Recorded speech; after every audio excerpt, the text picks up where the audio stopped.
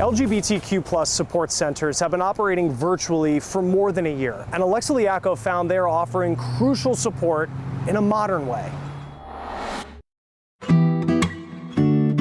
Built on one of the busiest streets in the city, stands the largest LGBTQ community center for hundreds of miles. What we do here is offer a safe space for people to be themselves. Young and old came from far and wide to feel at home here until COVID-19 hit. A lot of people in our community feel isolated, and the pandemic is just another layer of isolation. Our main focus was to make sure that our community felt safe and that they weren't isolated. The Center on Colfax in Denver turned to the only thing we all could use. We had to turn all of our programs into a virtual setting. Hello, everybody out there in face bubbles and YouTube land. From online book clubs to a virtual pride parade, the center adapted quickly, helping people of all ages stay connected. And our LGBTQ elders really took to the virtual setting faster than we thought they would. For 91-year-old Kenneth Feltz, getting online was a lifeline. It has been a help to me as a place to go, even though it's virtually, but I go and I've met a number of people there on the screen. He was diagnosed with cancer in 2019 and almost lost his life. They subscribed 10 treatments of chemotherapy. About the fifth treatment, I said, I can't take it anymore. I don't want it. I'll die instead. As his body was healing, COVID-19 opened emotional wounds. So my lockdown started well before other people's because of the cancer. And I had no idea what I was going to do to keep myself alive. But a friend of his had an idea, finding inspiration within his own life story.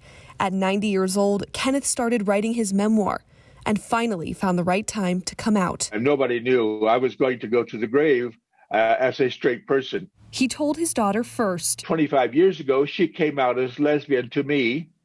And so I had the job as a father to sit there and pretend to be straight and tell her why she should not be a lesbian.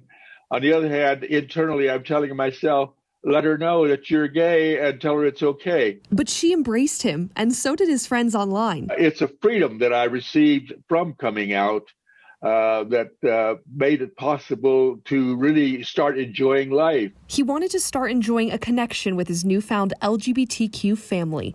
The Center on Colfax's virtual elder program brought him just that. It gave me something to look forward to. There's a writers group that I participate in one day a week. Just within our Elder Services program, we have more engagement on the virtual side than what we had in person in previous years. So, I mean, that's a really amazing thing when you think about the demographic. Because of their digital success, even when the center reopens its doors, there will now always be an online option. I think is going to be very helpful and just make people feel more like they belong to someplace. And I think that's what is going to help keep this place going as we move forward. Forward to a place where community and happiness can be a click away. Coming out at 90 is never too late to find out who loves you and who doesn't love you, to let yourself love. We are still the strongest community, and this pandemic has shown how strong you are, how resilient you are, and how you're not going to let something like the pandemic stop you from being who you are. For The Race, I'm Alexa Liacko.